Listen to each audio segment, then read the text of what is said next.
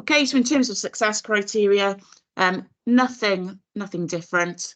You will collaborate with peers across the region. I'm pleased to say that I've got access to breakout rooms this time. I didn't last time. There'll be some practice sharing. Emma, Claire and Hannah will be presenting today. And we'll start with some relevant and recent updates just to get us going. Okay, so you can see the agenda really today. In no particular order, we will start with the updates. So firstly, dare I say it, the outline for the new GCSE spec for English language and literature is now in the WJEC space. I know that you will have looked at this already, and I know that there are varied responses up to this point. With a new specification, it's always really daunting, and I think with this one in particular, with the merging of language and literature, I know is causing quite a lot of worry for people, but I think like anything, it's new. This is an outline, and really it's an opportunity just briefly to note any noticeable changes. I think for me, having had a little look through the outline, the focus on oracy is always an interesting one. It's still 20% of the whole qualification. But you've got an additional oracy task. So you've got an individual presentation, a group presentation or discussion rather, and then a paired discussion as well. And it's interesting that they're drawing fiction into those discussions as well. So, not based on purely non-fiction stroke real life scenarios. So that's something to think about, I think, is the impact of oracy, and certainly in lower school, and how that can be built in so that it's really effective by the time they get to Key Stage 4, and that they've made that progress, so they're able to adapt to the tasks. Any comments? You feel free to unmute or to put any comments in the chat. All I can really say about this at this point is that if you've got any questions or queries about the outline, I'll be in a WJEC consortium meeting next month. So if you've got any queries or concerns, then, or any positives even, then, I'm happy to feed that back and to ask those questions on your behalf as well. It's a perfect opportunity for me to do that. You know that there's also access to the consultation findings, and you can see where they've made some adjustments. Obviously, in terms of their liaison with Qualifications Wales, it's quite an interesting little read. And as and when there are any updates, I'll always post in the Heads of English team anyway. Something else that may be of interest to you is a recent Welsh Government report on patterns in reading and numeracy attainment, and looking at the difference between 2018 and 19 to 2022 to 23. And it's really, with reading, it's noticeable that by year 9, pupils are attaining lower by 5 months on average. That's something that we all know anyway, but the data is there to support it. And although this is on a focus on reading and not writing, obviously it's significant, because if they're not reading or unable to read effectively, then their chances of being able to write effectively are really limited. Just looking at Sophie's question in the chat, are there set texts listed yet in the new spec? The answer is no. Nothing has been released. I think we can gauge from the outline there will be some kind of anthology that is likely to utilise prose extracts and poetry. And if you look at some of the breakdown of some of the tasks, it would be a case of a balance of anthology texts along with unseen text. So at the moment with the unseen poetry, if you think about the pressure of pupils responding to that in the Unit 1 paper, I think, you know, the fact that it'll be a poem that will potentially be pre-taught from an anthology might take the pressure off, especially, you know, less able pupils. But again, as soon as I hear anything about the set texts listed, or, you know, any list that comes out, I will post it in the Teamspace.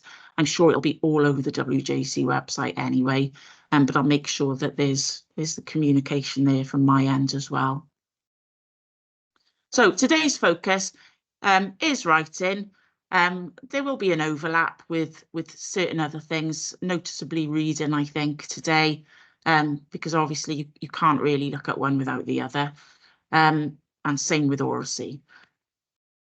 So very, very briefly, just in terms of research evidence, we know Estyn thematic reports of late are focused on reading, and in my searches for secondary writing, from Estyn specifically, there's nothing new at the moment.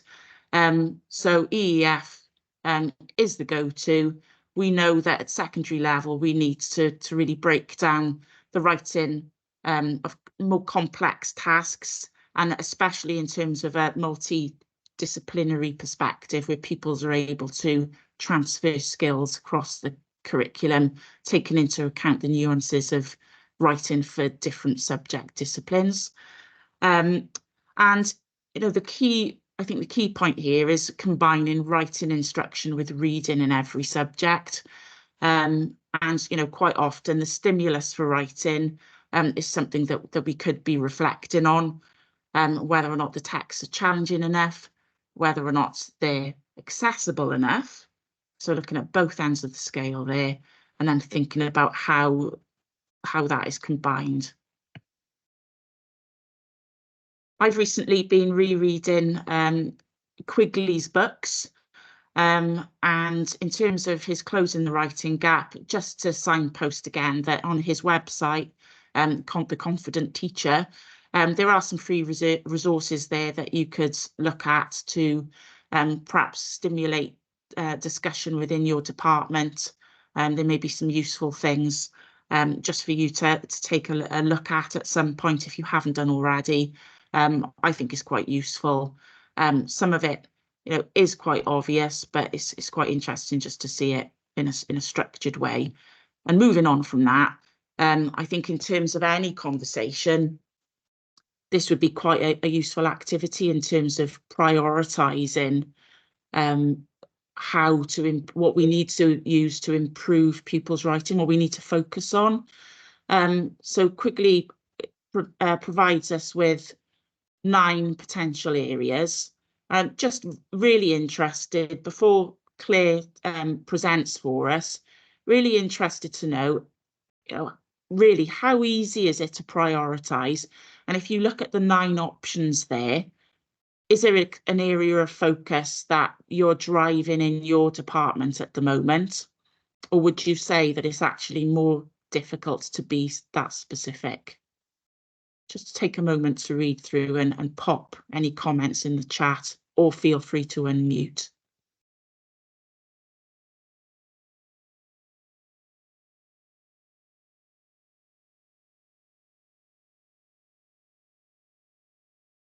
Maybe something specific that you're focusing on at the moment with your team.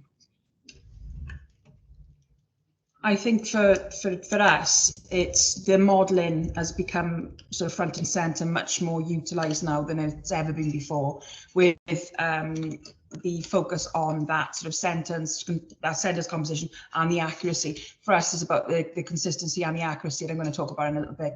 But yeah, that modelling for us, I think, has been a big shift and something that has definitely raised its head as far as prioritisation is concerned.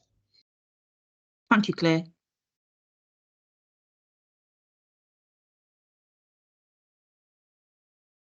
And Jenna, I think because we're using the TWR strategies, we're really pushing sentence composition. So many of our children write in fragments, so we've gone right back to basics. Yeah, I think there's a lot to be said for that, isn't there? Thanks, Jenna. And Teresa, I know from our previous conversation that I do, we do, you do is a modelling strategy that I know that you're focusing on in English, but also driving across the curriculum as well as an effective pedagogy. Thank you. Structures that help them extend answers. Thanks, Carolyn. Anything else? Leanne, we've come up with 20 core English spellings at Isline that we've got displayed now in all the classrooms, and we're just ensuring that we're going through those with pupils, whether that be through spelling tests, prioritising marking of those spellings in books, and the key English words like implies and suggests, because we're finding the same errors across the board, and the keywords that they'll need to use in English, from year 7 upwards. So yeah, secure spelling strategies at the moment for us. Brilliant. So that's a focus on your tier 2 vocabulary, and that will affect every subject across the curriculum. And being really specific like that is good practice as well, because sometimes you can't see the wood for the trees, can you? Especially, I think, in terms of basic skills at the moment for a lot of secondary school pupils. It's really challenging. Structure strips. Brilliant.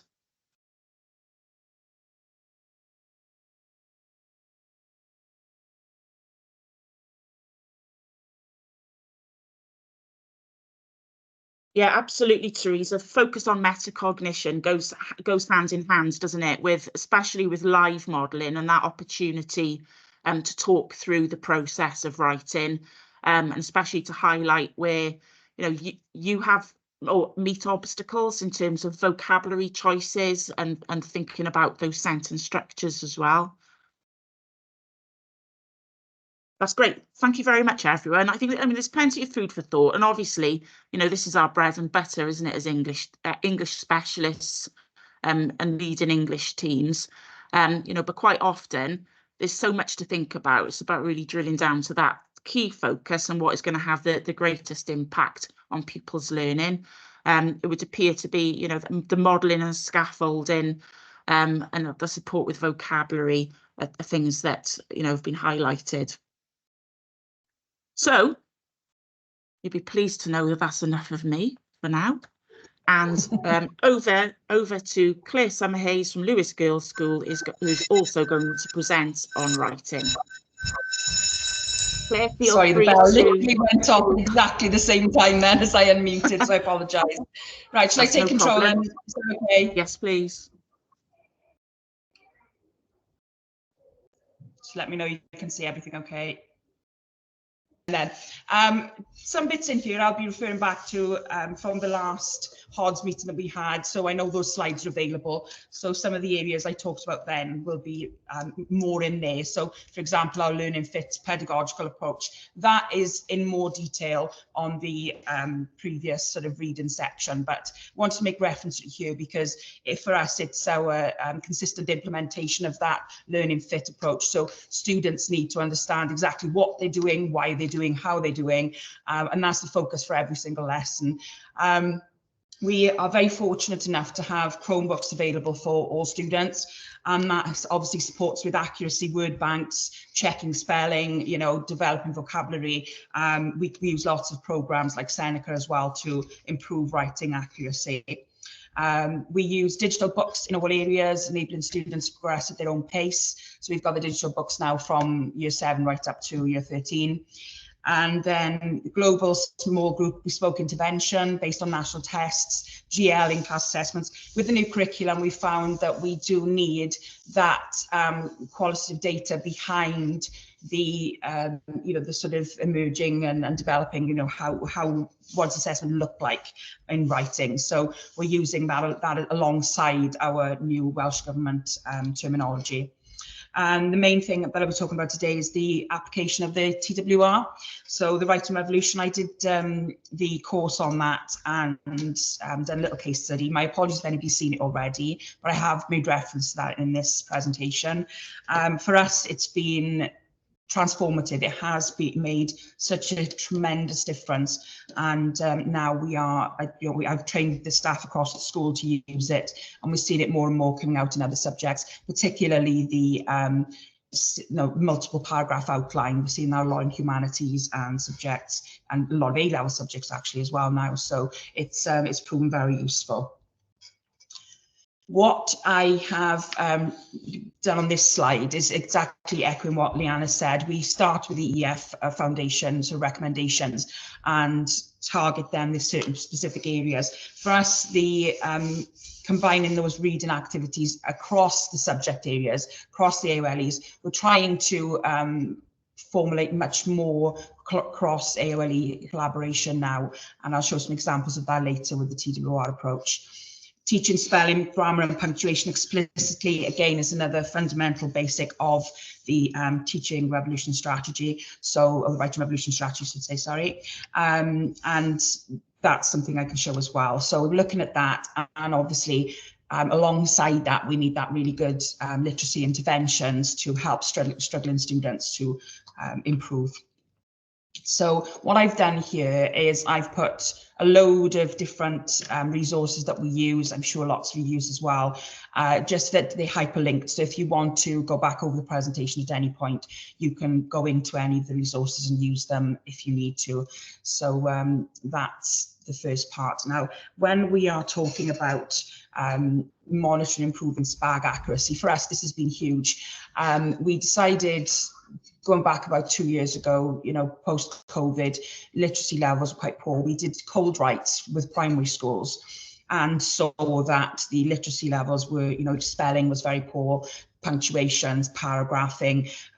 We needed to really be focused on that right from the beginning. So we did the cold writes, and from there we set this up. Well, I set this up a couple of years ago. So we do the same test, a SPAG assessment, which covers, as you can see, there's 80 points on there. It covers everything from spellings, punctuation, grammar, everything's in there, sentence construction, varied sentence starts, all sorts.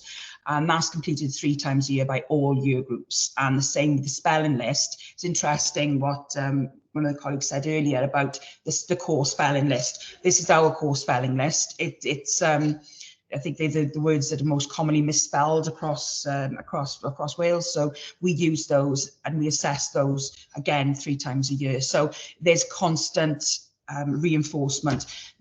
What we found, interestingly, with these tests was that when the year begins, the students are, typically in year 7, they're very weak. They sort of, a vast majority can't spell the core spellings up to the high figures. But as the year goes on and we do this drilling practice, it gets stronger. It gets to the end of the year, they're scoring much more highly. And unfortunately then we have the 6 weeks holiday. And then what we find is when we retest in September, the scores dip considerably across all year groups. So that sort of forgetting curve, as they talk about, that is certainly evident in the research that we've done. So that is one of the reasons why we retest on exactly the same test and list that we did from the year before. It's a bit monotonous, it is a bit frustrating, but it does improve accuracy. So alongside that, then what we use is that we complete those assessments, and the SPAG assessment, it's just done on Google Forms. These are the scores that we've just redone. So September, they did the first run. We've just done the new ones now in January. And the greens there are the scores that students have improved by. The reds are the scores that basically stayed the same or had a lower score. And those students then will be this is our global intervention. They will be going forward for more small group intervention. We know straight away, that there's one student here, for example, who has dyslexia. I know that would be, that would be an issue ongoing.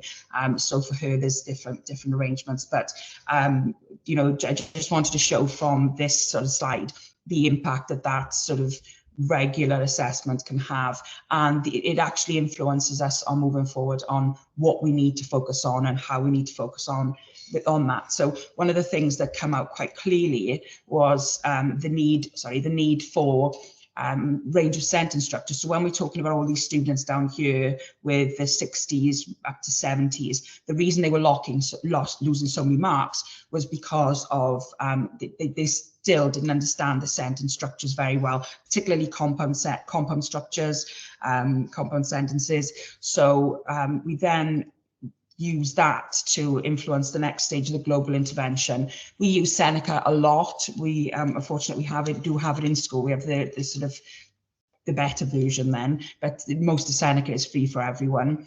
But I wanted to just show you the impact of this. This is a year 7 class. They're supposed to be one of our higher end classes, so I would say that they should be up there with the top ability of our students. Yet when we did this was the first test that they did on the short assessment. It's a 30-minute assessment, and it trains them how to write sentences and then assesses their understanding of all the core components like the subordinate clauses and the, what's the subject, what's the verb, all that sort of thing. And interestingly, they know that the system automatically makes them redo if they score below 80%. So these are the scores at the beginning of the lesson. I've blanked out the names, obviously. These then are the scores at the end. So you can see there's quite considerable improvement from the start of the lesson. That's in one lesson. And what I could identify very quickly was these students need more individual attention and individual sort of sessions. So they would then go forward for our bespoke intervention then with the literacy team. So that's that. And I just wanted to sort of reiterate really that's when we talk about consistency and accuracy, that's constantly reinforced with us. It's in the books. We do a lot of marking at point of writing, red circles. We don't correct students' spelling. We expect them to correct themselves. They use the Chromebooks for that, or ask a peer or ask us, obviously. But it's that consistency does definitely move things forward and help promote accuracy. So alongside with our Learning Fit then, I wanted to show this. This is our part of our whole school approach. We do this co-construction of success criteria. I'm sure lots of you do. But I wanted to show with these 2 slides the similarities or the consistency in our approach from year 7 right up to year 11. Our sort of points along the journey here, you will see these consistently across all different types of writing, different approaches. So this one was a mystery story, mystery unit that they did in year 7. You've got the range of sentence structures, the range of sentence types, range of punctuation, the structure, the techniques used, slow writing, for example. And that then is echoed, consistently echoed throughout learning journeys as we go on. So this is another example for descriptive writing with older students, but you've got the same sort of success criteria. So they are part of what we call our golden rules. So I'm going to take you back a moment. So the golden rules that we use, these are the golden rules we use for writing across the school. All staff are sort of trained in this and reinforce it. I think that idea of always including a plan gets lost sometimes, particularly with, when they get to GCSE stage and they're trying to write quickly in a very short amount of time, the plan gets lost. But there's some really good practice in obviously planning out the writing. So that is something I've tried to push across the school. Highlighting keywords in the question, including those wow words, so that extend our vocabulary, range of sentence structures, range of sentence types, different types of punctuation, and that's got to be at least 5, good grammar and proofreading. So they've got those golden rules across every area. So we've got that quite a lot. Now, if I take you back through, then I move on to the writing revolution. So as I said earlier, it's been transformative as far as the teaching across the school is concerned. And I just want to show you a few examples of how we've done that. So if for anybody that doesn't know, I'm not going to go through all these slides particularly in detail, but I wanted them here for you, that if you wanted to see, what is the writing revolution, if you haven't done anything with it, there's quite a few bits on here about the Hockman method and how it's implemented. And we've done a lot of work lower down the school, the sentence level, and then paragraph, and then the multiples, the SPOs and the MPOs. So we do that. We look, I did a case study that looked at supporting the improvement of writing with confidence. And I just wanted to share with you some some points from that. The main principle of TWR is explicit instruction. So again, that supports the Education Endowment Foundation's guidelines and suggestions. So I think that's key, and that is the bedrock of their actual program. So that definitely works with us.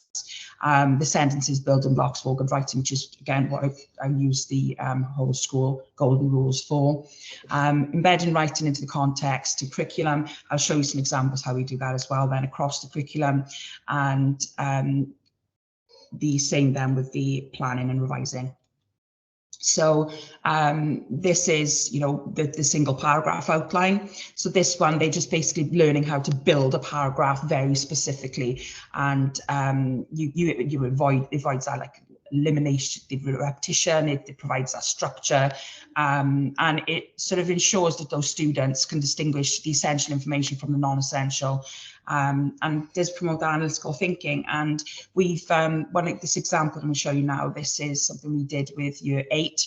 We've moved away from, you know, the traditional Shakespeare of looking at different plays and things like that, and we focus now on Shakespeare's villains, for example.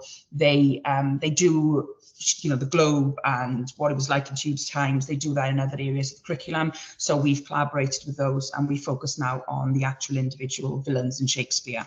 So we did some group work. That's the actual writing frame that goes alongside the SPO. You have to have that explicit teaching of topic sentences, thesis statements, all of that sort of thing. So that's all there. And then there's some examples there, but I wanted to show you, this is an example of a student in Year 8 who wasn't in school for the SPO lessons, same ability class, lots of errors on there. But what you can see is, I think, you know, that repetitive nature of the sentence construction, quite boring, quite frustrating, and clearly, you know, I haven't highlighted them all on there, but you can see there's lots and lots of repetition and sort of no real sort of excitement to the writing. Then we've got the same class, same students who were in for the explicit teaching of the MPO, of the single paragraph outline. And so you've got the structure in place there. And then what you will see is that the sentence structures are far more varied, far more engaging. They know exactly what to do with each sort of focal point of the sentence, and it moves them on quite nicely. So that's my example there. There's another example of how the SPO then can be adapted by the students. Once they're confident with the actual structure and frame, they then are able to take it off themselves and sort of improve the quality of their writing. This is another example that I've shown for you, and I also wanted to show in here, this is something I'm going to talk about a little bit later on as well. We do this self-assessment alongside the golden rules for every piece of writing. So this student, for example, where we've said we want at least 5 different punctuation types, so she's highlighted that, so she's done some self-assessment there. And again, we've talked about sentence starters, and we've used some different sentence types, so she's consciously thinking about that as well. So the feedback that we've had from students as well is that they didn't really give paragraph writing much thought, they just did it. But I was really, it was interesting to hear from the higher end students who said that most areas across curriculum just expect them to write, and they don't get given frames at all. They just are told to write a paragraph on, or told to write multiple paragraphs on, or an essay on, and they haven't actually been told how to break that down. So the feedback from students was that was really, really useful.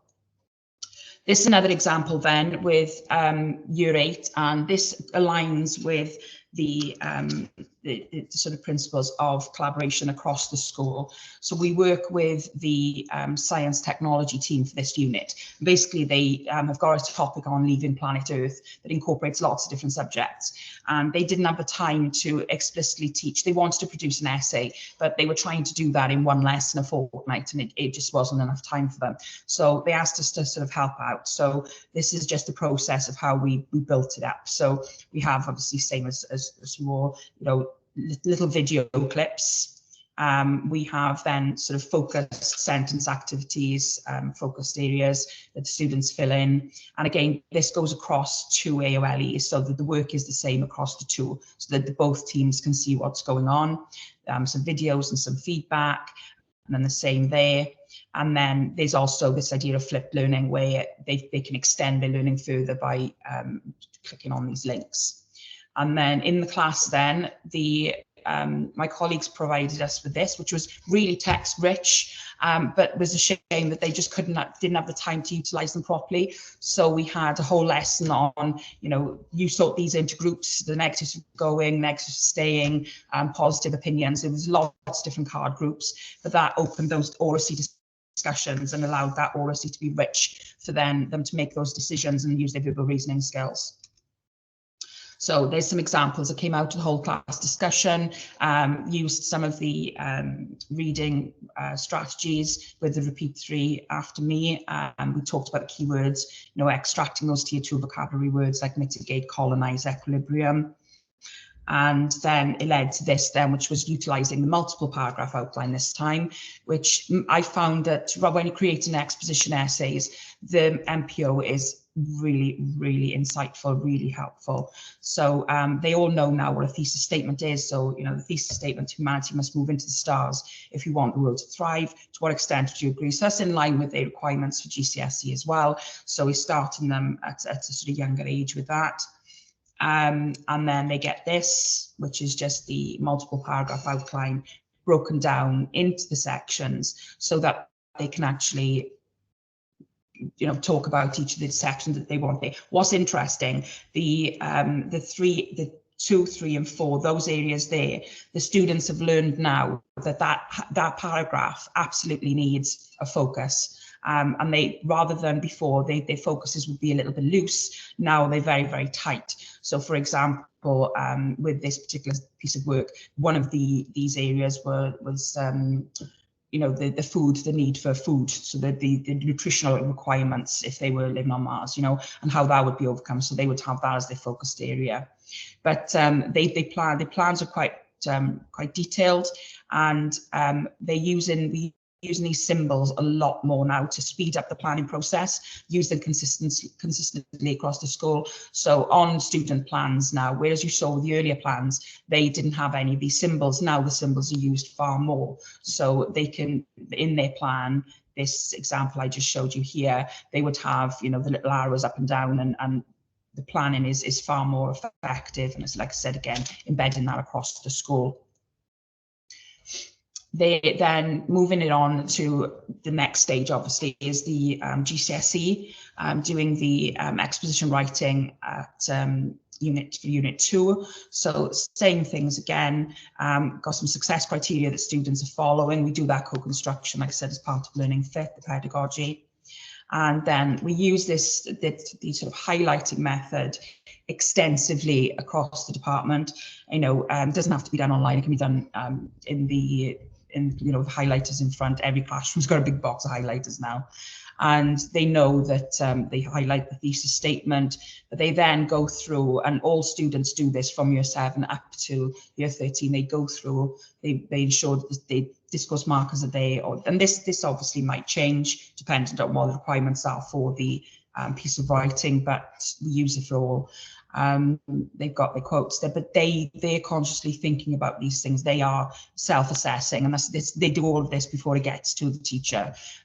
We go at the end of the process, but they've had to analyze their writing first before it gets to us. So I wanted to show you that little example. That was just one on tattoos, I think I found on Teen English. So I'm that's carrying it on there to show it further. And then there's an example of one of a higher ability student then who has utilised the MPO to really good effect.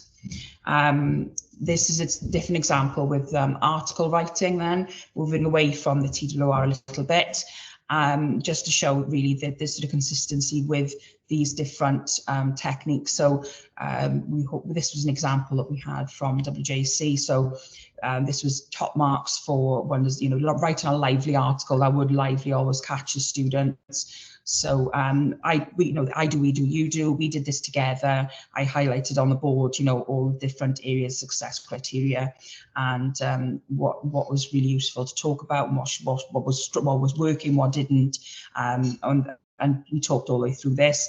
And one little strategy that came up, and this came from being an examiner, so I can't claim credit for this, that with the article writing, this way, when, and I'll show you the next slide, why, just giving the students those three focuses on, you know, where are you going, or, you know, where are you going, when are you going, and why are you going, and they've got that then to help structure. So again, unlike the TWR, you've got a slightly different way of approaching the structure there, but that works really well, and something that I don't know where it comes from. It's clearly a student, teacher in another school, so thank you to them. But this where, when, and why is really effective. So what we do with these is, obviously we do this one, and the second part of the article, then the students follow my process and do exactly the same thing. Here's another example with a guide, then same principle, and then there's this is descriptive writing then, and this was following on some Waggle work from the students. We've also got a 5-part structure that we use quite consistently as well. And then just to sort of take this a little bit further, one of the things that we use a lot, and I know that the WJC resources out there for everyone, but I did an honesty task with my team, and I said, you know, right, tell me how many of you are using the WJC resources on the website regularly, and the answer was no, they just didn't have time. And to be fair, to navigate through, there's some fantastic resources on there, but there are so many, and it is quite time consuming and quite cumbersome. So what I've done for my team, and I've shared them with you, is all of the knowledge organisers. We use the knowledge organisers consistently. The WJ has recently sort of created new knowledge organisers, but I put all those in one place. So if you want to just take those, then you're very welcome. But we use these with students as part of their self-assessment process, and they are really rich. You know, and it's very clear what the exam board are looking for. And we found with the Mice and Men knowledge organisers 2 years ago, they had a word in there about justice, and then literally the same year the task came out on injustice. So they clearly use these to structure what they want the students to be able to achieve. So I tell the students, by getting these part of their golden rules, then what they have to include. So there's lots of different examples there. They're the older style ones then, and that's looking then at some planning activities. There's fantastic resources in these sections. They're like walkthroughs, but they do take quite a bit of time. But there's some lovely resources. Sorry, my slide's the wrong way around there. That should come after. This is taken directly off this site, and it talks about the benefits of planning, and why that planning is useful, and how it leads to the effective piece of writing. We do that with the students again, and it works really well. But again, it's just extracting those little bits of information from the quite big documents. And then we've got some writing resources. Again, wouldn't claim any credit for these. These are Alan Peate's. I'm sure lots of people use Alan Peate's sentence starters, but something that we use consistently because, you know, we want to try and get away from those boring sentence starters that I talked about earlier. We use a lot of this with the sentence types. This is from Grammar Monster, if you've seen it. My students really like the idea, for some reason, of dictators being the ones who are in charge of the sentences. So we use those quite a lot. We use those consistently in the classrooms. They're stuck in all books. Our whole literacy target maths, they are again in every single book. We were finding handwriting was a specific problem with, you know, students were, the writing was quite illegible. So we've brought in some sort of non-negotiables with the primaries, but handwriting was still getting quite problematic, particularly capitals like capital P's and things like that. So these are all in there, and then we use those for interventions as well.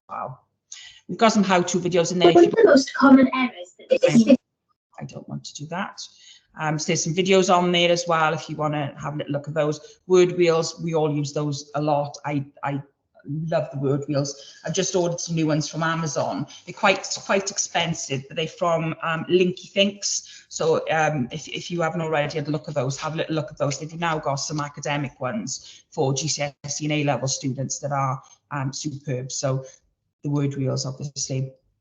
This is Jimmy Clark's work. I've seen these up in lots of schools, but I think a lot of people don't realise they come from Jamie. He was definitely the master. He's now living the sunny life in Australia, but his sort of connectors. These again in little copies in all the books, so that they've got their sentence starters and together, rich variety. Some big 4 questions down there as well. The digital books that I made reference to earlier, there's some examples of those. Skills audits that we do with students, again, reiterating these, the core skills of, sentence structure, paragraphs, proofreading. The ambitious vocabulary slides, we use these same 2 slides across, well, it starts year 9 really, year 9, year 10, year 11, to try and get them to use these words more confidently and they get more familiar with them. So we haven't got that difficulty. Plus they've also got these in their digital books as well, so they can keep going in and out of them when they need them. Structure strips that I remember somebody mentioning earlier, again, used quite extensively with our mid to lower ability students. Use them a lot with descriptive writing, so they find it difficult to sort of zoom in on those different areas. And slow writing strategies as well. So we've started that, and it's actually gone across to one of my colleagues in the French department said that they've just started utilising it in French, and it's working really well. So again, a big advocate of slow writing, and that's just my golden rules then at the bottom. There's some writing placemats on it my colleague Dan Green created, so you're quite welcome to have a little look at those, use those if you want to. There's one for Unit 2 and Unit 3, and there's some examples of intervention sheets at the bottom. So much on Twitter. So it's a really brief presentation, just talking you through what the Hay Festival Scribblers Tour is, how you can get involved, and the benefits of it, really. So key information, it's an annual tour that visits several universities in South Wales. So representatives from the Hay Festival, authors, and other representatives basically travel around, I think it's 4 or 5 universities in Wales. They start up in North Wales, I think in Wrexham and Aberystwyth, then they go to, and then they come down to Swansea, Cardiff University, and then I think they go to the University of South Wales. It's established, they involve established and published authors that change every year. They've got 2 separate dates as well. So they've got the first week is usually for year 7 and 8 pupils. So the authors that are involved in that week's events are suitable for those types of age ranges. And then the second week is for year 9 and 10 pupils, and the authors then are more suitable for older pupils. Involves interactive writing workshops that aid pupils in their creative writing. And they are really interactive. So the authors start off by giving a talk about how they got into writing, and they do it. The authors do vary. So you'll have like fiction writers, or for example, yesterday we had Benjamin Dean, who used to be a reporter and a non-fiction writer, a journalist. So they've got, and it's really engaging. So they'll start by talking about how they got into writing, and then they talk about what inspires them, how they actually approach writing, and then they get the pupils to write their own work with them, and then they ask the pupils to kind of share it as well. And again, it does get quite lively, to be honest, because as it goes on, the pupils get more confident in sharing what they've written. Authors spend time with the pupils. There are opportunities for questions at the end as well, and book signings. Resources are provided and access to more online. So even if you aren't able to book tickets to go, the resources, and they are fantastic resources, are available on the Hay Festival page. I'll share that with you later on. It's an opportunity for pupils to tour the universities as well. And I was, pupils that go, or most of the pupils actually that go, have never been to a university before, or their family members haven't been to a university before. So it's a really good opportunity, not only for them to to go there and be in the lecture theatre and see these authors, but actually afterwards we have a little tour and just to see what university looks like. There is travel funding available through the Arts Council of Wales because it's free of charge, the tour, so you don't actually have to pay for your tickets. But obviously, if you wanted to get travel funding, it is available to you as well to apply for. So how we've run the tour at Islwyn. I did actually start this tour. I did start taking people, to the tour when I was in Mountain Ash a few years ago now. And we went to the University of South Wales, and it was the reason I've carried on doing it because I had a pupil that was in year 8 at the time, and Karan Millward Hargrave was there, and this pupil was like her biggest fan in the entire world. And Karan actually came over and met her and signed her books, and this girl was just in floods of tears. And I just thought from then on we have to, continue doing this. So when I moved to Islwyn, we've continued doing it for the last couple of years now. So the way we've run it here then is we've endeavoured to include aspiring writers, particularly pupils who are involved in our creative writing debate club.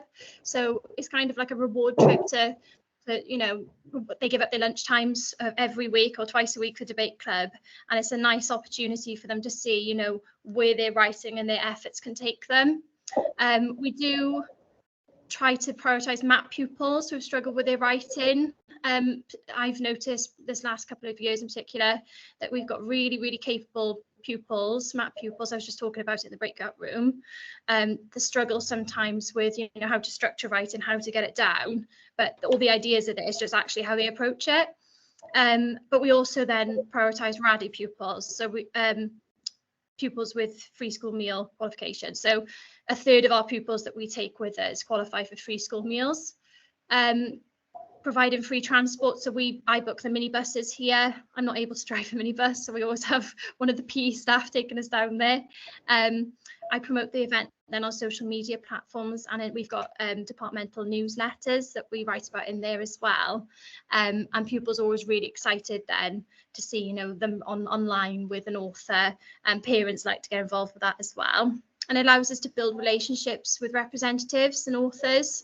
And on the occasions I've been down there, Anya Venables, who is the Scribblers Tour kind of lead, she, she's remembered us and remembers my name and has a good chat and says, you need to come to Schools Day, and the authors as well. So like yesterday, for example, one of our year 8 pupils, Joseph, he's an aspiring dancer. So Benjamin Dean, who's interviewed many famous people. He wrote on his book something along the lines of, when you're a famous dancer, I can't wait to interview you. So it's just building those really important relationships and allowing pupils to see, where they could be if they work hard. So pupil feedback based on, I ran one trip last Wednesday. They do tend to be the last week of January, the first week of February. So we were only able to take 15 pupils last week and this week due to cover restrictions because we've got staff off. So unfortunately, I normally take 30. I could only take 15 because I could only take the one bus. So I've sent a questionnaire out to the pupils that I took last Wednesday and the pupils I took yesterday. I haven't had as many responses as I would like. I've only had 16 so far because obviously the question only went out last night to the year 9. So this is what they've said back though. So how often do they usually read? So as you can see, we've got some avid readers there every day, half of them read every day. And then the majority read, at least 3 to 4, 5, 6 days a week. And then do you enjoy creative writing? I was really positively, I felt really positive about this because creative writing, sometimes you say to the kids they either love it or hate it. They kind of have a really extreme reaction either way. But, most of the pupils there enjoyed it very much. And some obviously enjoyed it as well. So that was really reassuring to see. So one of the questions I asked was, what was your favourite part of the trip? So I'm just going to read through some of the responses. This is everything I've had. I hope there's nothing untoward in there, but this is what the pupils have said themselves. So listen to the people. The man that rapped at the end. So we had Carl Nova last Wednesday, who's a poet, and the pupils gave him a selection of random words, and he rapped them at the end in rhyming couplets. They absolutely loved that. Someone said I enjoyed it when we wrote a paragraph based on one picture and made our own poem. And obviously pupils very rarely like poetry, so that was really nice to see. I'm not sure if I had one favourite bit of the day, but I especially enjoyed listening to the others' ideas on the Emma Carroll session. Emma Carroll was there last Wednesday, and writing a short story, listening to the raps and funny stories in the Carl Nova session, and making up my own creative writing story with prompts on how to structure it in the final session. My favourite part of the day in Swansea was meeting the different authors throughout the day, all of it, doing the creative writing and planning a story. They actually really enjoyed planning, and I think I took some pupils that were in my class in year 7, and one of them in particular, a boy, Jack, he's really, really able, but he just struggles to write a lot. And I couldn't believe how much he wrote on the day. He just wrote loads, but actually breaking down the planning process and having that plan in his mind allowed him just to write so much more. Meeting Carl Nova, I love mostly all of it. My favourite part was the poetry with John Nova, aka Carl Nova, that's meant to be. When Carl Nova told us about his books and done a freestyle with the words we gave him, the professor explained how to write at the end. So at the end of the tour last Wednesday, I'm not sure if it's because of weather, they didn't do a tour of the university. They had a creative writing professor come in and explain the process of creative writing to them. I couldn't believe how much they wrote. They wrote absolutely loads. The end part where you got to build the blueprints of a story, or the first bit with the last talking about sexism. So Laura Bates was there yesterday. I'll talk more about that in a minute. Meeting, talking to and listening to the authors' stories and how they started their career, creating my own story at the end, meeting the authors, learning about the books, listening to Laura Bates talk about how sexism is very much still around. And even though society deceives people into thinking it isn't, and getting books signed. So that last but one comment was because Laura Bates was there yesterday, and she was discussing, the context of why she got into writing. And she was talking about, sexism in the UK. And it was really interesting to see some of the pupils' reactions, because we had year 9 pupils with us yesterday. And some of them, even, the boys as well, they had a really strong reaction to what she said, and it got them writing, definitely. So it's interesting to see one of them say that afterwards. How has the trip affected your views on reading and or writing?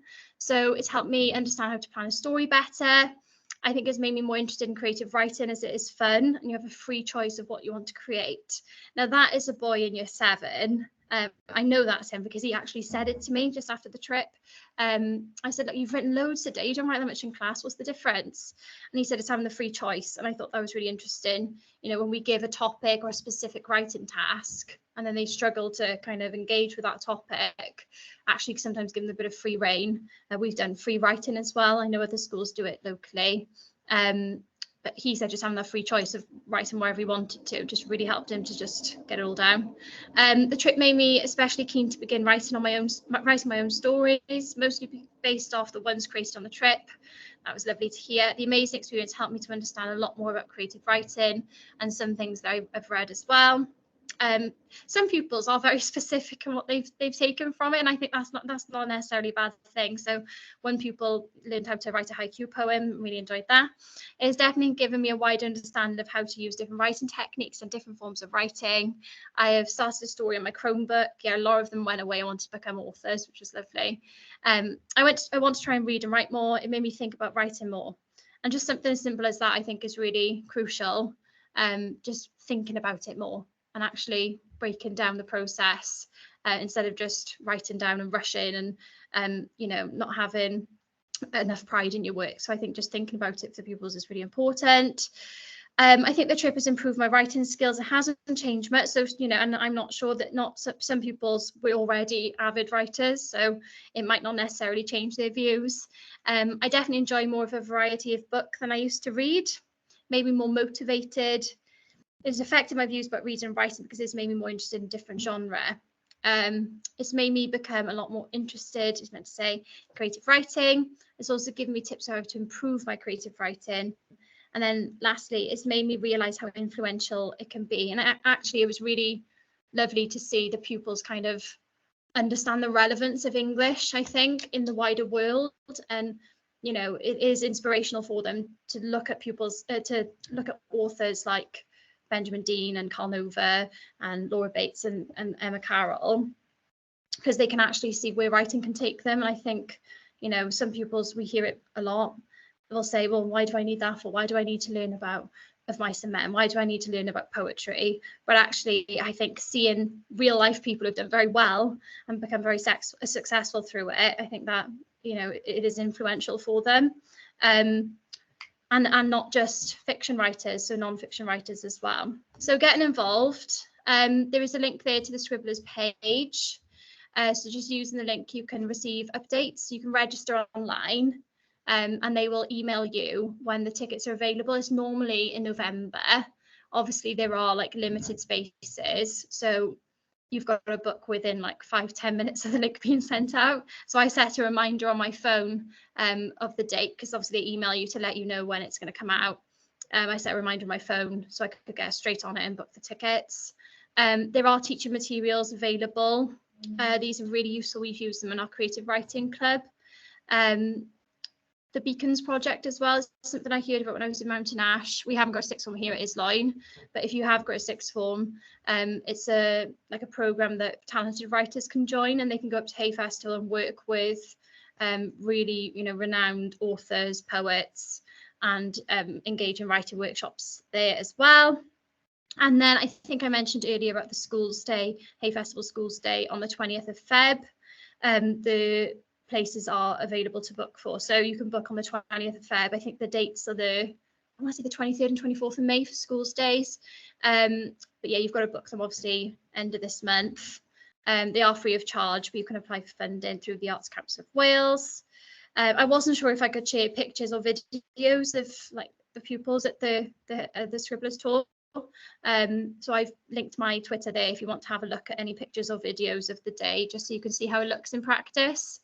But yeah, it's definitely a worthwhile thing to apply for. It's free. The pupils love it. It does give them a bit of a boost, and allows them to see, you know, where their learning is going to take them essentially.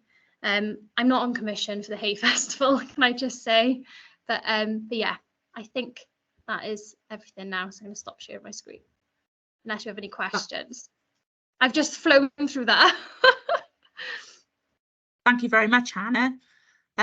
You know, I think in summary, you've given a great overview there, like in terms of you know, an authentic experience, being able to meet writers, and for writers with their books then to be able to influence the writing process for pupils, and that idea of creativity and the importance of free choice sometimes as well. You know, we're all constrained by certain things, but to have that free choice, I think, especially for our keen writers, is really important.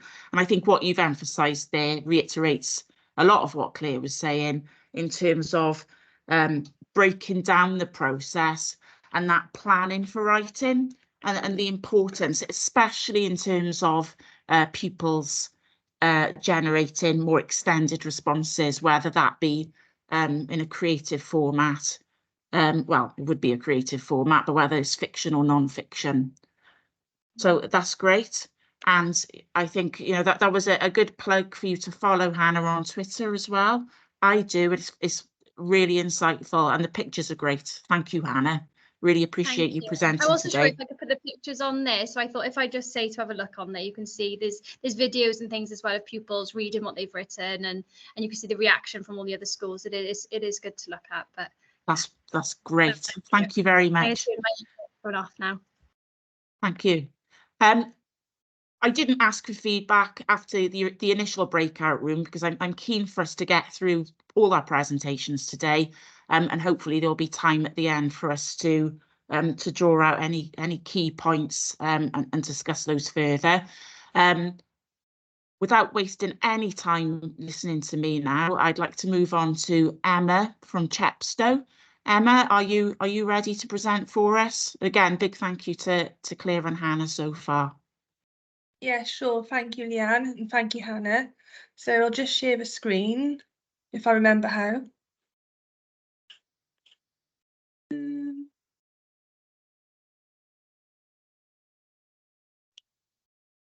hopefully you should be able to see the slideshow shortly. We can. It's up. that Great. okay? Perfect. Now I can't see the slideshow. There we go. That'll do. I'll just put you in the corner if you don't mind, Leanne. That's So- fine. You can put me wherever you like. Just a short session off me then regarding the problem with writing, and it's really interesting to go to breakout rooms earlier and just have a chat with other heads of English about that as well. And this is focusing on why do our learners lose marks in the writing sections, and kind of a few ideas that we've taken in Chepstow to address these issues. So the first task that I had for today was to think about the issues of Key Stage 4 writing. However, I think, well, I was late to the session, and I having a look at the chat commentary, I can see that there were a few comments there about some of the issues. So I'm not sure if we've already done that task today. But I know that we've certainly had a chat in our breakout rooms. And what we discussed in our breakout room was stamina, writing stamina was an issue. Certainly spelling, punctuation and grammar, and how we can address that. But for me, it's also the lack of engaging content and lazy sentence construction. It's almost like these pupils see this exam as something they just have to do. They got 2 hours, they've got to finish it, and they're just going to get through it. Whereas actually they need to stop and think about taking the time to do this really well. And on the screen, you can see I've been blatantly honest. Those are the averages from our Year 11 mocks that they sat in December. You're looking at around half marks, if not less, for each writing section. Now, you know, we need them to be getting more than half marks, so therefore now is the time to be actioning this problem. I also found for the first year a lot of incomplete questions, especially on Unit 3. When they got to B2, they might have written a paragraph and then obviously ran out of time. So we need to really work on that writing stamina. So this session is just going to go through a few ideas, and the first one being the engaging content. So how often do we hear the words, I don't know what to write? I don't know what to write. Typically boys, sometimes they might sit there and just be 5 minutes into a writing task, say, and you say, come on now, why aren't you writing? Oh, I don't know what to write. So I'm sure that's not just me. And another problem that I've had this year was reading something like I've written on the screen there. It was on a cold day in October when my friends and I were enthusiastically getting ready to face our local rivals in the cup game. If I read another story or descriptive piece about a football game, I will go nuts. And I've told the class that. So how do we get the pupils away from writing about these football games? And in fairness, that's what we're passionate about. But it's about moving from just the boring narrative to something more descriptive. So we've had a little think within a department, and we've purchased this book, 712 More Things to Write About, and you may use it yourselves. So we've spoken already today about free writes, and for me, I used to mostly do these in Key Stage 3. So I use this book widely with Key Stage 3, sometimes for cover lessons. Sometimes if we've been working so hard on our scheme of learning, we just need a break, we'll bring out this book for a free write activity. And then I thought to myself, well, hang on now, if we've got an issue at Key Stage 4 where the pupils don't know what to write, well, we need to really get them thinking and just engage in their imagination. Now, I know that many schools do free write activities, and they have writing lessons on a Friday, say, but I wanted this to be something where we remove the structure and remove the pressures around writing and the constructs and the success criteria and everything we build up for our pupils to write. I just wanted them to receive low threat, high challenge tasks that they could just do, just to think freely, just to get that pen and the hand moving so that they're used to considering their ideas.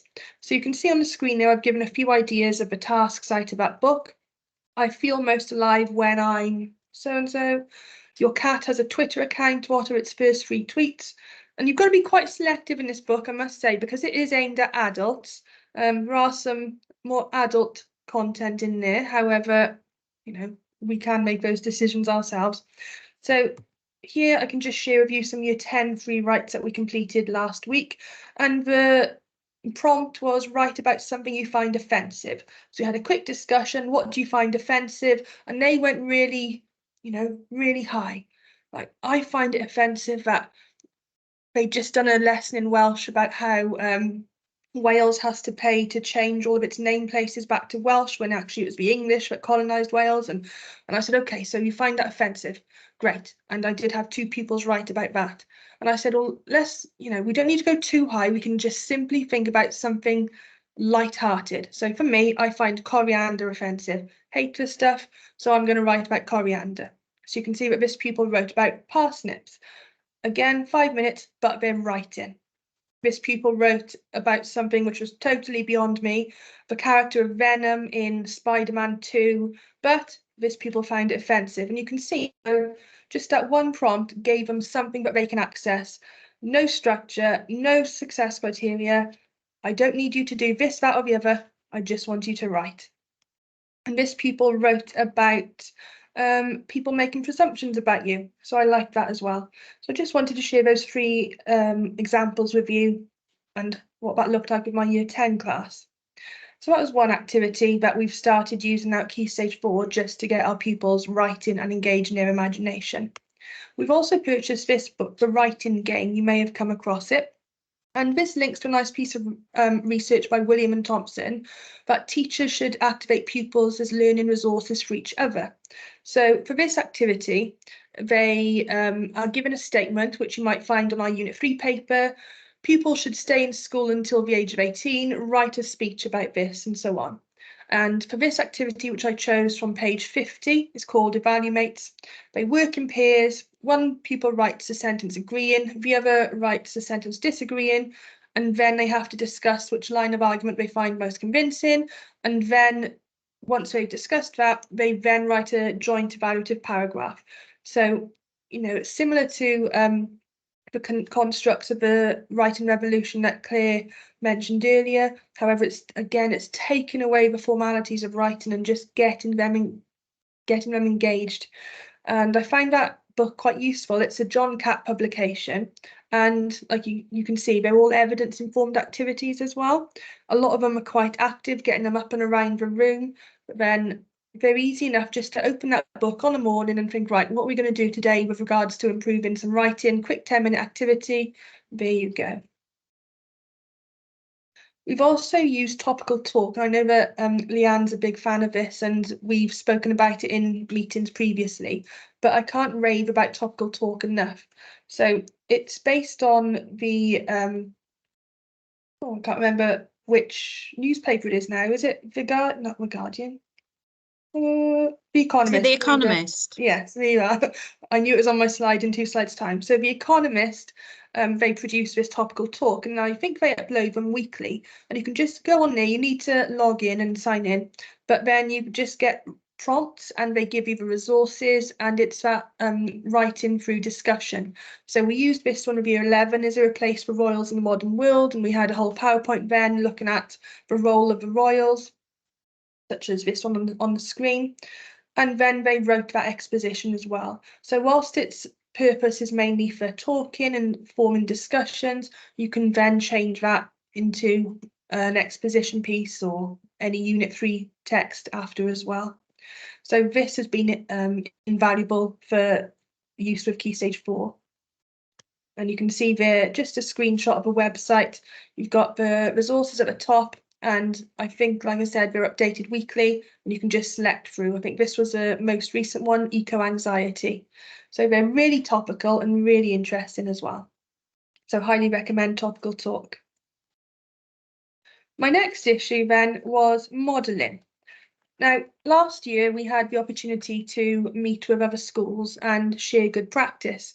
And one of the sessions that we looked at was on modelling, and I kept saying, when I model, I just use my visualizer. And I was very much stuck in that rut of modelling being me giving the pupils a task, me also writing that task at the same time as the pupils with my visualizer, and that was me modelling, and that was it. And I think it was Lucy Hacker, and I know Jenna was on the call as well. I know they were talking about all these different things that they do for modelling. So I was inspired to then change things. I'll show you how shortly. So research then from Troyer simply says that learners are more likely to follow writing skill instruction delivered by teachers whom they perceive to be expert writers themselves. So I thought that was quite interesting in that our pupils are expecting us to be these expert writers.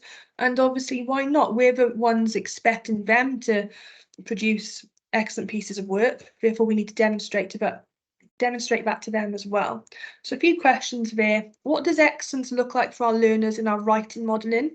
What are our learners exposed to in order to shape their creativity? And Claire mentioned earlier the WJEC resources, and you've got exemplar answers on there as well. And how do pupils engage with our models?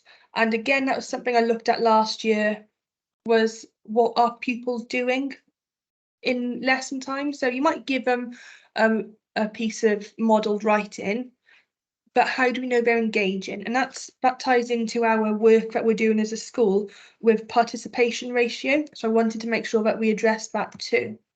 So I came up with, I can change the slide, there we go. Now I saw this on Twitter in a similar thing on Twitter, and obviously if you use Twitter you know just how invaluable that is as a resource, but unfortunately I can't remember who I saw it off. So I've got no one to credit because I didn't make a note, I'm afraid. However, this is now rolled out from September. We use this across all of Key Stage 3, 4 and 5 for any writing or reading activity. And you can see that this links to the example from Topical Talk that I mentioned earlier. You just simply give them the success criteria, and then you give them 3 sections to highlight in your excellence looks like section. You've got an area at the top. How would you improve this based on the success criteria? So the pupils get the opportunity to do that task prior to reading the excellence looks like. Now, because of our work that we're doing as a school regarding the participation ratio, I wanted this to be engaging with the pupils. So as we read, they highlight what went well, any areas for development, any ideas they're going to magpie. You might want them to highlight and focus on a specific area of the success criteria. But this has undoubtedly really improved our pupils' writing, because they are seeing that model of excellence before we expect them to do the same piece themselves. Now, you might think it's onerous having to do a piece of excellence looks like before you teach it, and you know, we're busy people, but you've got this then from next time you teach it, haven't you? So it is invaluable in that sense. And there's an example there of a different task. It's essential that more people are more active more often, and you can see what that looks like then in the pupils' books. There's a section for pupil notes where they can make any notes based on what they've found. This pupil didn't, but alas. So that's how we're thinking about modelling excellence to our Key Stage 4 learners. And then my next problem is with De Forest.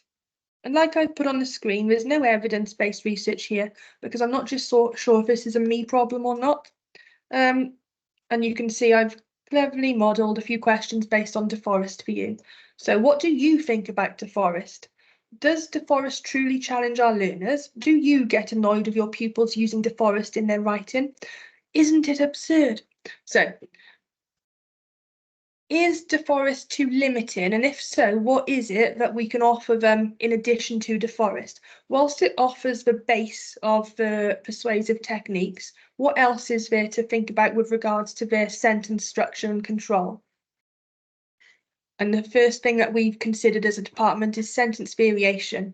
And Claire mentioned Alan Peake's sentences earlier, which was really nice to hear, but she does that as well.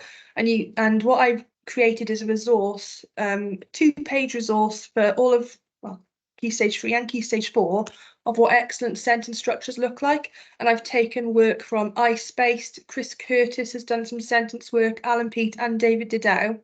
And this is just simply a case of modelling and practicing these sentence stems and sentence starters, just so that pupils have exposure to these different models, essentially, so they can then apply them in their work. But again, it comes back to modelling. We need to model it to them, and then it will become second nature to them.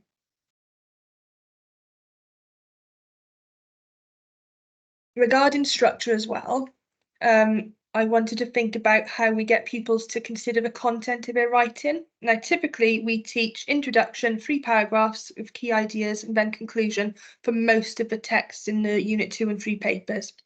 But then you've got that issue of key ideas, and that links you back to the problem of, oh, I don't know what to write. And you know, you've got to be more specific. And this was inspired by a Twitter thread that I found, and I have credited Miss G. Johnston up there as well. When completing a writing task, which this will work for exposition or unit 3, now we ask our pupils to consider a range of perspectives. And I actually used this whilst doing the RSC group discussion a few weeks ago, whilst providing them with things to discuss within the discussion. I wanted them to think about the environmental impact, the locality, is there any local issues, any personal issues? So that worked really well with RSC. And we haven't yet applied it to writing because we've been doing RSC, but we will now after half term. And I just think it's such a good idea. And again, this could just be me. All of you might have been doing this for years, and this is again just a me problem. But this will allow pupils to consider a range of perspectives in their writing. So they might have a paragraph on economic issues, a paragraph on health and well-being issues. And if you think about it in context, you've got a task there. Teenagers spend too much time on the gadgets, not enough time sleeping. Write a lively article. Okay, so well, we can look at this as a societal measure. We can look at this in a health and well-being issue. The next paragraph could look at the impact it would have on your education. You might then have a paragraph about your personal response to this, and then the technological impacts as well. So you can see how it fits into that question. And I've got another example there. Young people are selfish. They should be made to volunteer to help others. Write an essay. Well, you could look at the economic issues of volunteering, the morality behind helping others, the impact it will have on your education and how it will improve you as a learner. So you can see how that might structure the paragraphs there as well. So just a few ideas there that we've started to look at with regards to improving Key Stage 4 outcomes in writing. And I wondered if there was any examples of good practice that any of you might have to share, because, you know, without each other sharing good examples, we're kind of stuck in a rut sometimes, aren't we? So this now might be a chance for you to share any good practice, essentially. And that's the end of that. Thank you, Leanne. Thank you very much, Emma. And again, lots of really good solid examples there. Some interesting text choices as well. I'd be interested to see the writing game, I think, in particular. And quite right what you say about The Economist as well and topical talk. You know, such an up-to-date and apt resource that can be tapped into. And like you say, the initial focus on RSC and discussion, then leading into a potential exposition, is really worthwhile, I think. In terms of what you said about De Forest as a way of targeting specific writing strategies, I don't think you're alone. Claire and I have discussed this recently, and it seems to be, you know, a problem that it becomes too formulaic in terms of the way people's response to those writing tasks, when really it's the overall quality of the writing that needs to be focused on.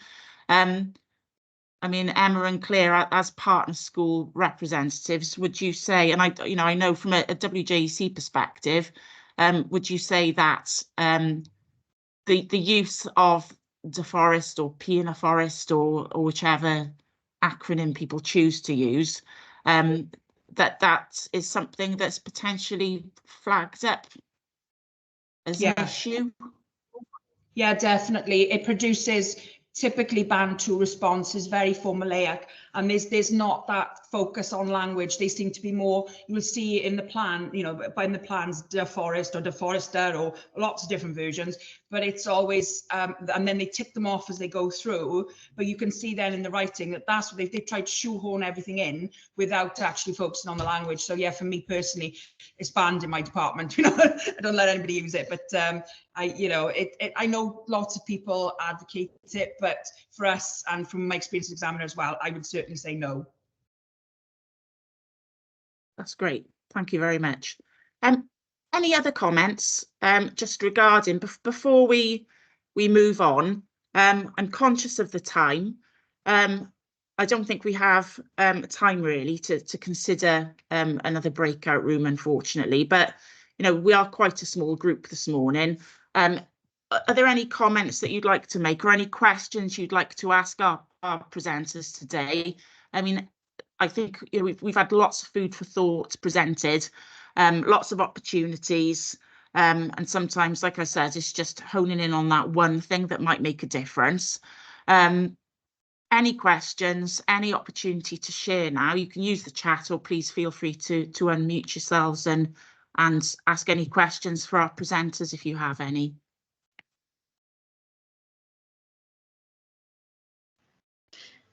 Leanne, I'm going to have to go. I haven't got cover third lesson and it starts in 5 minutes. But any questions, please direct them to me. My chat hasn't worked today at all, but if anyone has got any questions, feel free to give them my email address. I'm not being covered, so I have to go. Sorry. No, I understand. Thank you very much for your contribution today, Hannah. Have a good day. Thank you. Bye. Bye-bye. Bye. I can't see the chat either. I don't know if it's me as well, but I can't see the chat or write on the chat. So I was going to say, I think it's because you've joined as a guest. It's about making sure that you're logged into Hub. Unfortunately, I think it affects the functionality of the chat. Good to know for next time. Thank you. Oh, we have a contribution from Jenna. They write a paragraph of drivel and then yeah. It's very difficult, I think, to manage people's writing, and it's, I think, part of the issue as well. But you know, before we move on, and I know this is a common thread in current Estyn reports on schools. I've read several so far, well, over the last 18 months, and usually there is a comment about the over scaffolding of work. So I think free writes are great in terms of, I think, promoting creativity and getting pupils really engaged with, you know, their own ideas and thinking about their own thoughts and opinions on things, and just having that free rein. But then at the same time, they need structure and scaffolding, but it's another thing for us to consider, is really how we encourage that gradual removal of those structures. So it's a minefield, isn't it, writing?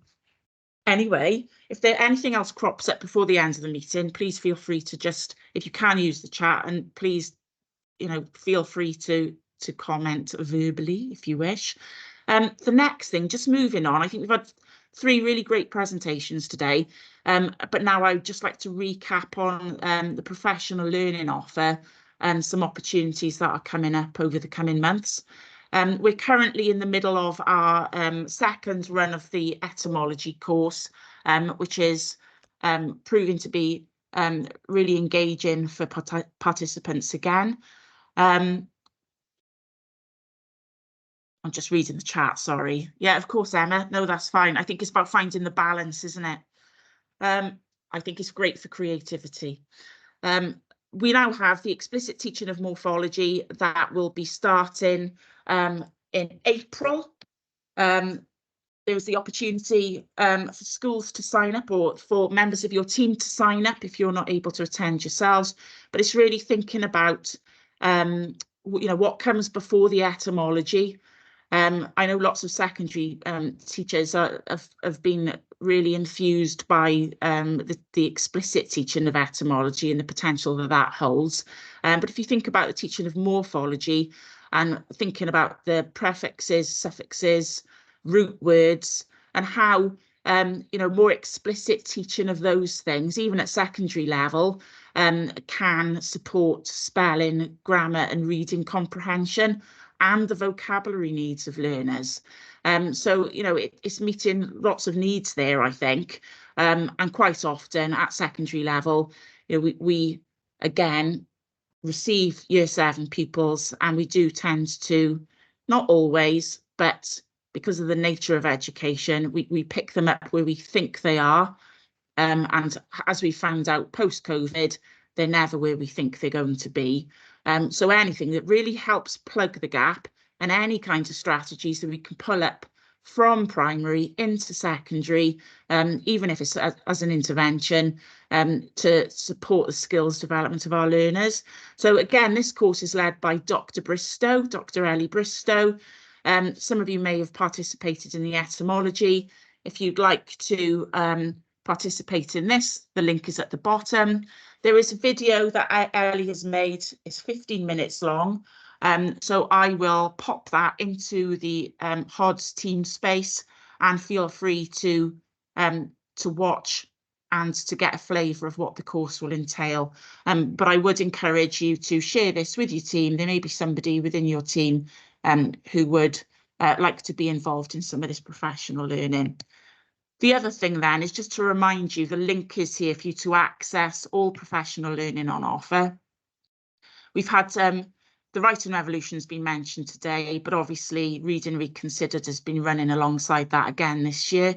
If you would like to find out more, there's the opportunity to attend. We have a sharing day. The morning is dedicated to Reading Reconsidered. The afternoon is dedicated to the Writing Revolution. Both events running from one into the other at Malpas Court Mansion at the end of June. 27th of June, you can attend one or both. It's entirely up to you. Again, there may be somebody within your team who could come out and find out more about the programme and the impact, with a view to potentially getting involved next year if it's on your departmental improvement plan. So you have the ticket source links are separate, but please feel free to consider that. The other thing I'd just like to mention again is that our partner schools have provided an array of opportunities across the spring and summer term. Some of these are physical opportunities to visit schools and for practice to be shared. Other opportunities are virtual professional learning opportunities.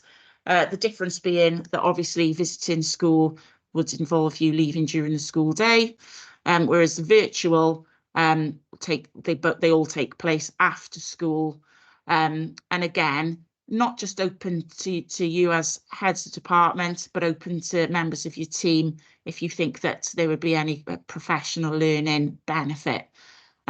So the ones that are closest are the role of the literacy coordinator at Newbridge School. We already have a few people signed up for that, but that may be something a member of your team is interested in.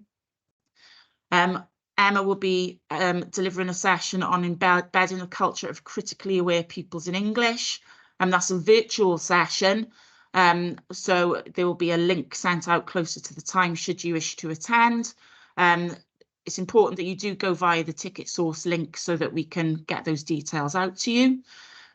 We have Claire and her colleague Julia, literacy coordinator, between them delivering different sessions. We have one on the use of digital technology, which I think really goes hand in hand with developing that creativity, and that's on the 5th of March.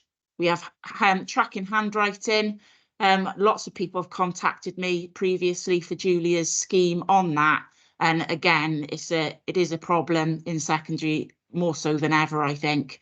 It's pupils who are writing in an illegible way, and that's really limiting for them, you know, not just in English but across the curriculum. We also have thinking about that literature-led approach to the improvement of writing. We've talked a bit about that today.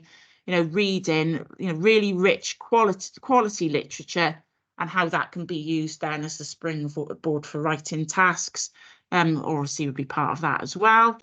If you're interested in finding out more about etymology, Jennifer Leggett at Hilvey has run with it since she took part in the course last year. She was part of the original project. This is now embedded in the English department, and I know Jennifer is trying to push that across into science as well. So that would be quite interesting to see the impact there. Then we have a virtual session on progression and assessment in LLC, and the Lewis Girls approach to that, which I think would be really apt for many of us. And again, that's a virtual session. So sign up, we can get the link sent out to you closer at the time. And Emma's session, likewise then, which is a physical opportunity to go and see see this in practice.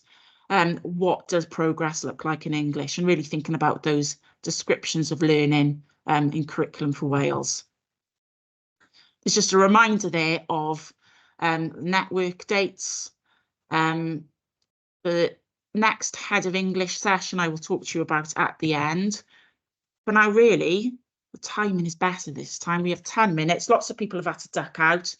But in terms of, you know, the wealth of input today, just thinking about what you could actually